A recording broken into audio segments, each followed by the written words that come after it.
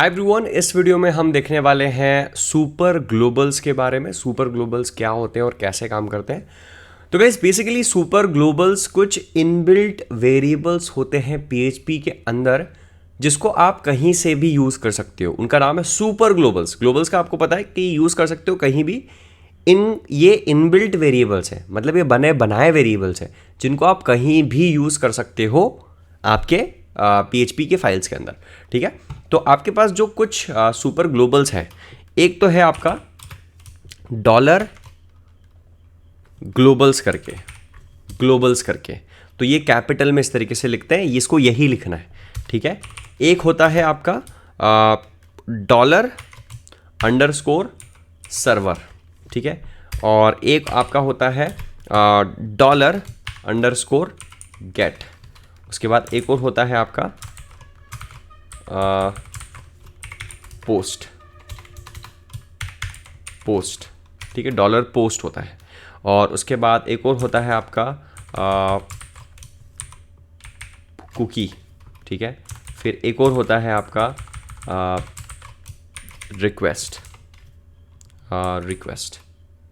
ठीक है, तो ये आपके ग्लोबल वेरिएबल्स होते हैं। और भी कुछ होते हैं, फाइल्स होता है, env करके होते हैं, बट हम सभी लाइक काम करते हैं, उनको भी हम लिख लेते हैं। उनको भी हम लिख लेते हैं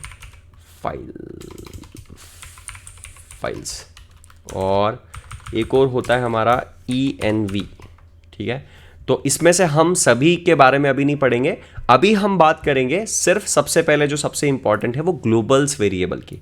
ठीक है, ग्लोबल्स वेरिएबल को हम यहाँ पे की हम बात करेंगे। ग्लोबल्स वेरिएबल क्या होता है, तो मैं इसको यहाँ से हटा दूंगा ग्लोबल वेरिएबल को, और मेरी जो पीएचपी फाइल है उसको जिस तरीके से मैं स्टार्ट करता हूँ उस तरीके से मैं स्टार्ट करूँगा। और ग्लोबल्स वेरिएबल है ना, बहुत सिंपल है।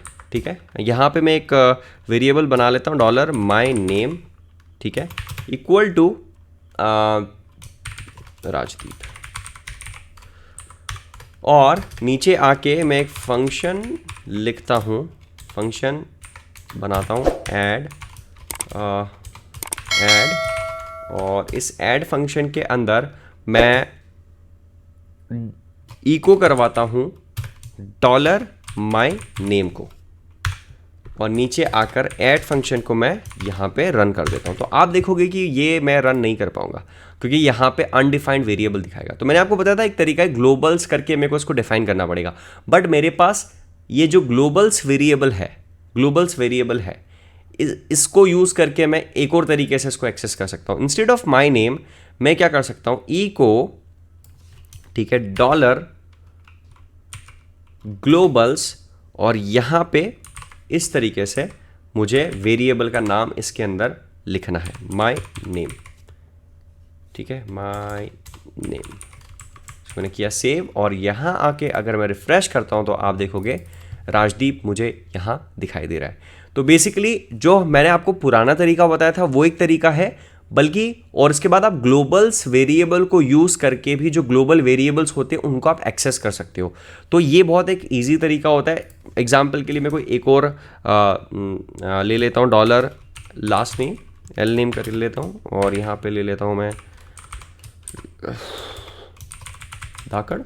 ठीक है, और इको मुझे करवाना है इसको, तो सिमिलरली मुझे क्या करना पड़ेगा, ग्लोबल्स में जाऊँगा मैं, और यहाँ पे एल नेम करना है मुझे, बस ये किया और रिफ्रेश किया तो आप देखोगे यहाँ पे मेरा लास्ट नेम आ गया।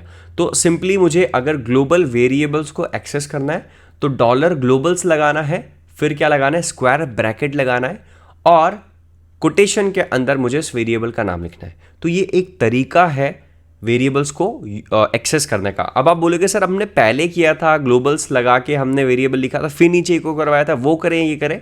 मैं प्रेफर करूंगा कि आप इसको यूज़ करो, क्योंकि इससे हमें क्लियरली पता चलता है कि ये ग्लोबल वेरिएबल, उसका सिंटेक्स भी थोड़ा सा अलग है ना, तो इससे ज़्यादा बेटर तरीके से समझ में आता है कि ग्लोबल वेरिएबल कौन सा है। तो गाइस ये था सुपर ग्लोबल्स का ग्लोबल्स। ठीक है, नेक्स्ट वीडियो में हम और भी चीज़ें देखेंगे।